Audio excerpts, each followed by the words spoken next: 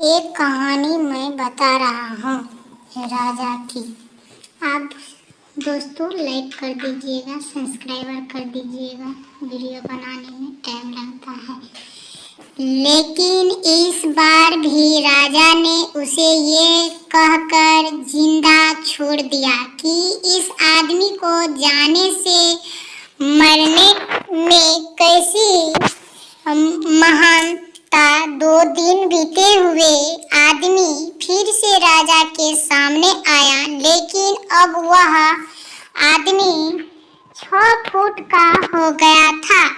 उसने फिर से राजा को लड़ने के लिए चैलेंज किया। फिर लड़ाई शुरू हुई। फिर राजा जीत गया, लेकिन इस बार भी राजा ने उसे जिंदा छोड़ दिया। अब इसी तरह राजा उसे छोड़ता गया और वह आदमी हर बार 2-2 फुट बढ़ता गया। और एक दिन ऐसा आया कि वह आदमी राजा से भी बड़ा हो गया। उसने फिर से राजा को लड़ने के लिए चैलेंज किया, लेकिन इस बार राजा थोड़ा डर गया। लेकिन राजा फिर से चैलेंज एक्सेप्ट किया। लड़ाई शुरू हुई, लेकिन इस बार राजा बहुत जख्मी हुआ। राजा का एक हाथ टूट गया, लेकिन राजा फिर से उस आदमी को जैसे तैसे करके हरा दिया। लेकिन इस बार उसने इस आदमी को नहीं छोड़ा, उसने उसे जान से मार दिया। अब आप मुझे बताएं, महानता किस में है? जब उस राजा को यह बोला गया था कि तुम्हें जंगल में तुम्हें 2 फुट का आदमी मिलेगा जिसे जान से खम किए बिना आगे मत बढ़ना, फिर भी राजा ने उसे महानता दिखाते हुए उस आदमी को जिंदा छोड़ता गया, जो कि आगे उसे बहुत भारी पड़ा और अपना एक हाथ भी गंवाना पड़ा। तो अब मैं आपसे कह रहा हूँ कि आपके जिंदगी में कितनी भी छोटी से छोटी प्रॉब्लम आए, उसे खत्म किए बिना आगे मत बढ़ना, क्योंकि कल को वही छोटी प्रॉब्लम आपके सामने बहुत बड़ी बनकर आ जाएगी। और इस छोटी छोटी प्रॉब्लम को सॉल्व करने से आपको एक्सपीरियंस होता है और बाद में आपकी जिंदगी में कितनी भी बड़ी प्रॉब्लम क्यों न आ जाए, आप उसे भी बड़े आराम से सॉल्व करके आगे बढ़ जाना।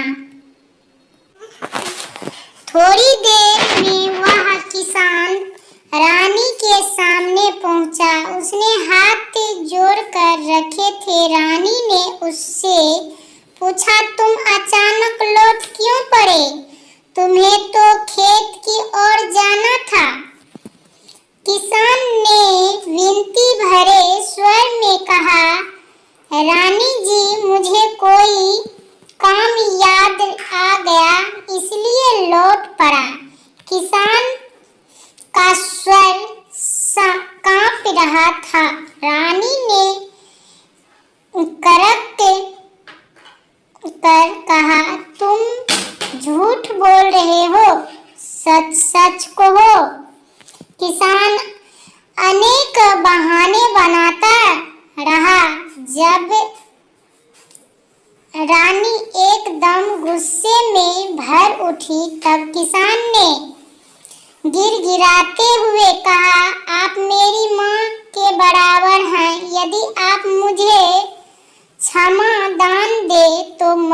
सच सच बताऊंगी।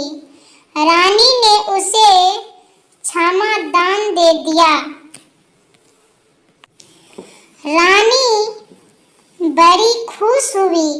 उनसे तुरंत आकर राजा को सपने के बारे में बताया। राजा भी बड़ा प्रसन्न हुआ। कुछ दिनों बाद रानी ने राजा को बताया कि वह मां बनने वाली है। रानी ने एक पुत्र को जन्म दिया। पुत्र सचमुच देवी का वरदान था, रूपवान और गुणवान। पर राजा ने देवी के वरदान का ध्यान न करके राजकुमार का लालन पालन बड़े ही हाट बाट से करना आरंभ कर दिया। राजकुमार का नाम भी उसने जानबूझकर विलास प्रिया रखा। उसने उसे उन सभी बातों से दूर रखा जिससे देवी का वरदान सच होता हो।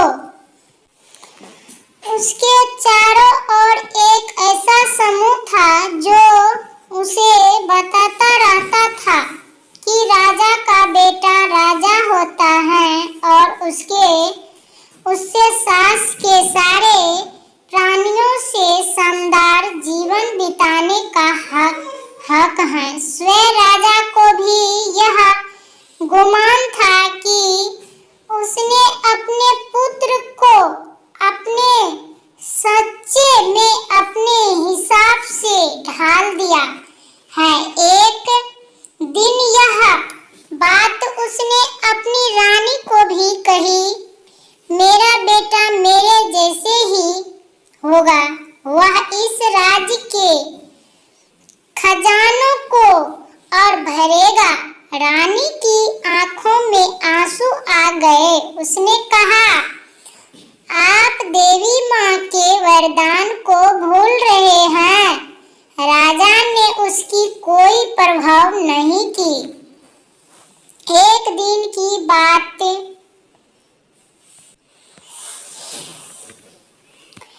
राजकुमार विलास प्रिया शिकार खेलने के लिए महल से अपने साथियों को लेकर गया।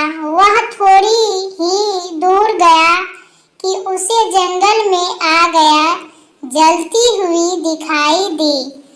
उसने पता लगाया तो मालूम हुआ कि उसे करी दे हुए गरीबों की झोपड़ियों जला रहे हैं। राजकुमार ने पूछा, क्यों जला रहे हैं? थैंक यू दोस्तों। अगर वीडियो अच्छा लगे तो आप सब्सक्राइब कर दीजिए, लाइक कर दीजिए।